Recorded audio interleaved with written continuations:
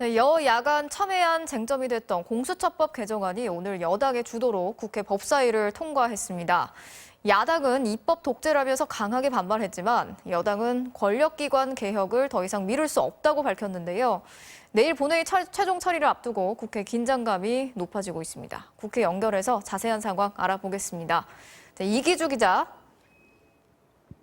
네, 국회입니다. 자, 공수처법이 일단 법사위 문턱을 넘었습니다. 이 소식 먼저 자세히 전해주시죠. 예, 오늘 공수처법 통과를 두고 여야 간 격한 대립이 하루 종일 이어졌습니다. 공수처법에 이어 상법 개정안, 그리고 5.18 왜곡처벌법, 국정원법 개정안 등이 차례로 법사위에서 처리됐습니다. 먼저 이학수 기자가 오늘 여야 대결이 가장 치열했던 법사위 상황을 전해드리겠습니다. 국회 법사위원장석을 둘러싼 국민의힘 의원들의 거친 항의 속에 공수처법 개정안이 법사위에 상정됩니다. 심사 결과를 보고해 주시기 바랍니다. 법안 설명도 순탄치 않습니다. 10년 이상에서 7년 이상으로 안 하고 국회 선진화법 위반이에요. 고성이 난무하는 아수라장 속에 토론은 생략됐고 토론할 수가 없잖아요. 바로 의원들의 기립으로 표결이 진행됐습니다. 과반 찬성으로 법안이 의결되었습니다. 주호영 원내대표에게 오른팔을 붙잡힌 법사위원장은 왼손으로 의사봉을 두드렸습니다. 국민의힘은 날치기라는 말로 거세게 반발했고 야당이 어디 있어 지금? 알아서요 이제부터 오늘부터 법사위 없어요. 법사위원 명패도 반납했습니다.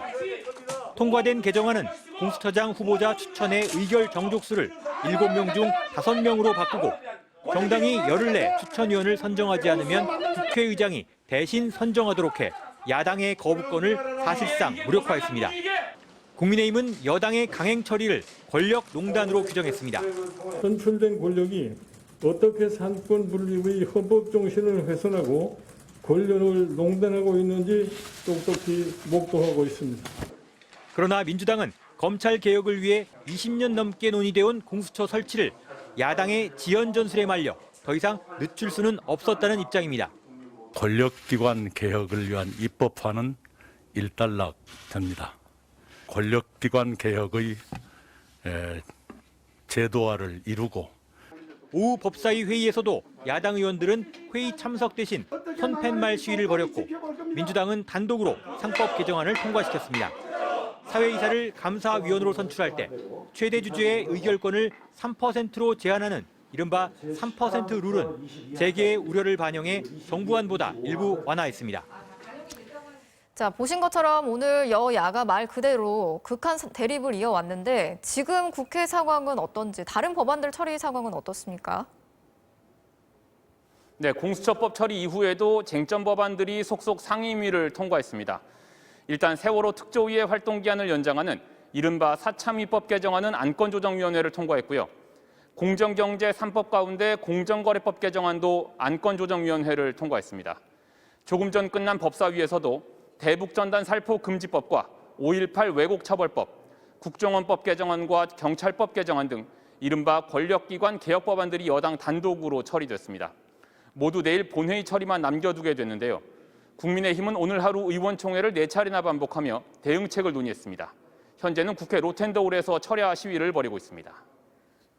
예, 시위뿐 아니라 본회의 당일인 내일은 야당이 필리버스터, 그러니까 무제한 토론까지 계획을 하고 있다는 거죠? 그렇습니다. 야당인 국민의힘은 내일 오후 2시로 예정된 본회의에서 무제한 토론, 이른바 필리버스터를 신청하기로 했습니다. 여당이 단독 처리한 쟁점 법안들에 대해서 필리버스터를 진행하겠다는 건데요. 이럴 경우 공수처법 개정안이 내일 국회를 통과하기는 어렵습니다. 하지만 내일이 이번 정기국회의 마지막 날이어서 자정이 되면 회기가 자동으로 종료되고요. 그럼 야당의 필리버스터도 함께 끝날 수밖에 없습니다. 모레인 10일 임시국회가 다시 시작되기 때문에 민주당은 이날 다시 본회의를 열고 공수처법 등을 처리할 것으로 보입니다. 지금까지 국회에서 MBC 뉴스 이기주입니다.